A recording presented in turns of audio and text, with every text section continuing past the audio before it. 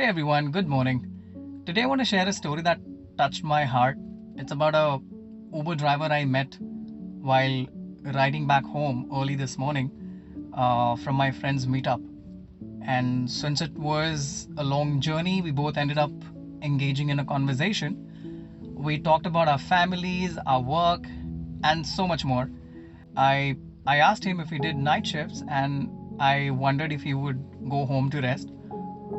But he explained that after his shift, he has to rush home to get his 6-year-old daughter ready for school. Then he waits in the line at the temple to receive free food, which is a daily donation at the temple. And after that, he is off to his second job as a security guard at an ATM from 9 a.m. to 5 p.m. and get her daughter back from school, later sleep for a few hours and get ready for Uber ride. Now, in that conversation, he shared that he has a small farm in his native village which he struggles to manage because of lack of funds. And I of course couldn't help but ask him why he didn't move back to his village for a simpler life with his wife and children, because it's easy to manage things back there.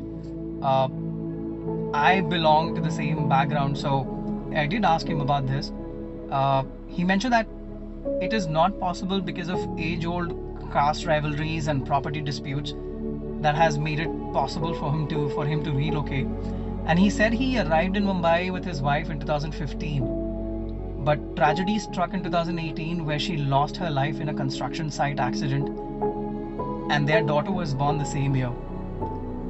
It's the same time he had to call his mother to take care of his daughter. Again, going back to his village was still not an option due to a terrible family tragedy that he explained.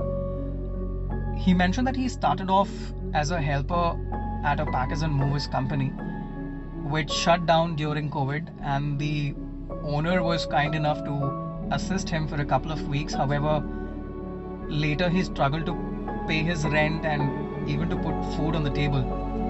Eventually, he and his daughter, along with his mother, managed to find a shelter in a nearby temple where they received daily meals. They stayed there for almost 4 months, and it's the very same temple where he still receives morning meals for his daughter to save a little on food cost. And when the first lockdown was lifted, he then joined Uber to make a better life for his family, as public transportation was given a little concession, and he has been an Uber driver since then. Now, somehow he managed to get his daughter into a local municipal school, but he said it hasn't been easy for him since then. There were times where he struggled to afford food, medicine, and even school supplies for her daughter. While he was telling me all this, I never felt like he was very upset or he expects someone to help him. He seemed really excited and joyful about what he was doing. He wasn't willing to give up for his daughter and mother. You know, when we have everything, we don't think about what if we don't have it tomorrow. The money, the lifestyle, your family, people around you. We often take all of this for granted and we don't appreciate them. Sometimes we even end up using or mistreating them. What I'm going to share has hit me real hard, and that's the reality of life. There'll be times when you may not be able to pay fees for your kids, buy food. You may even travel long distance to save some little money so you can contribute to your parents' medicines.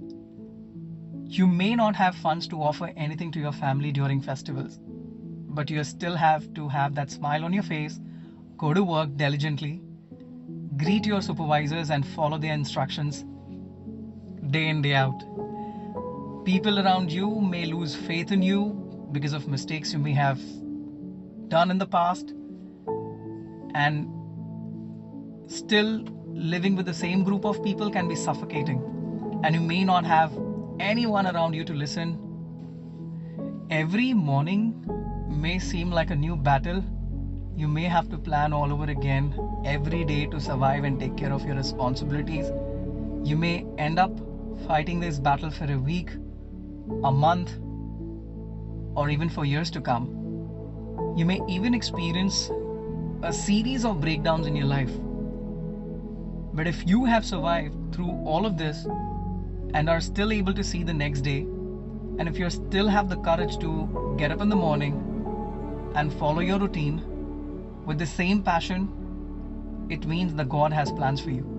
But if you have survived through all of this and are still able to see the next day, and if you still have the courage to get up in the morning, follow your routine with the same passion, it means that God has plans for you. So if you can't run in this race, keep walking. If you can't walk, at least crawl. But at no point you want to give up. Wait for the right moment to make your move. Keep moving forward, even if it's just one step at a time. Don't give up. That's all I had to share. Thank you for joining me in today's video. If you find this story as inspiring as I did, please share it. Let's spread positivity and support those who need it the most. Remember, as long as you are still standing, there's hope.